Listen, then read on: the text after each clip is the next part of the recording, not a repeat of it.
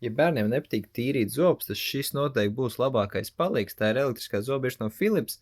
Bet tas, ka viņa ir elektriskā, tas vēl nav tas galvenais iemesls, kāpēc bērniem viņa patīk. Galvenokārt tas ir dēļ šī te monstriņa, ko sauc par Sparkliju. Un var lejuplādēt telefonā vai aplikācijā, viņam tā kā speciāla spēle. Un, ja 2 minūtes tīra zobus kārtīgi, tad tas mošķīts ir priecīgs, viņu tur var pārģērbt, pārkrāsot.